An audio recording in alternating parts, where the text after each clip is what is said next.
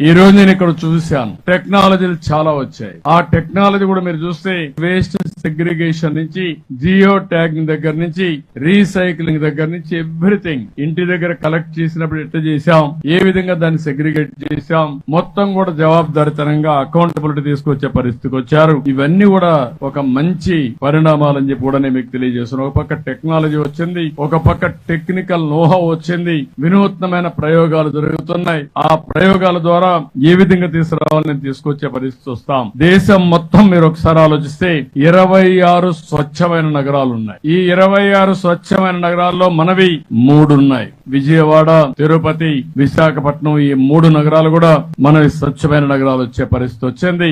రాబోయే రోజుల్లో సగం పైన ఆంధ్రప్రదేశ్ నగరాలే స్వచ్ఛమైన నగరాలుగా ఉండాలని, స్వచ్ఛమైన గ్రామాలుగా తయారు కావాలని మనందరం కలిసి పనిచేయాల్సిన అవసరం ఉంది. ఇంకో పక్కన ఈ రోజే మీరు చూశారు, ఇలాంటివి చేసినప్పుడు ఎక్కడికక్కడ మనలో కూడా ప్రతి ఒక్క వ్యక్తి డిగ్నిటీ ఆఫ్ లేబర్ ఆలోచించాల్సిన అవసరం ఉంది. మన పని మనం చేసుకున్న విధంగానే ఈ పరిశుభ్రత పైన మీరంతా శ్రద్ధ పెట్టాలి. ఈరోజు అందరికీ సోషల్ మీడియా ఉంది. మీరు మంచి కార్యక్రమానికి శ్రీకారం చుట్టండి. ప్రజా చైతన్యానికి ఒక ఉద్యమానికి నిర్మాణం చేద్దాం. ఎక్కడికక్కడ పోస్టింగ్స్ పెట్టడం, అవేర్నెస్ తేవడం, లేకుంటే మీకు తెలిసిన విషయాలు చెప్పడం, లేకుంటే ఏవైనా చేయకూడని పనులు చేస్తే అవన్నీ కండెమ్ చేస్తూ పెట్టడం, ఇవన్నీ చేయగలిగితే ఈ ఉద్యమానికి స్ఫూర్తినిస్తుంది. ఈ రోజు ఇవి కాకుండా కేంద్ర ప్రభుత్వం అవార్డులు ఇస్తున్నారు, మనం కూడా అవార్డులు ఇస్తాం. ఇప్పుడు 3 అయితే ఇక్కడ మనం అవార్డులు ఇచ్చాం. ఆ 3కి కూడా ఒక్కొక్కరికి 1 లక్ష రూపాయలు అదనంగా క్యాష్ అవార్డు కూడా ఇస్తున్నాం అని చెప్పి కూడా నేను మీకు తెలియజేస్తున్నా. రాష్ట్ర ప్రభుత్వం కూడా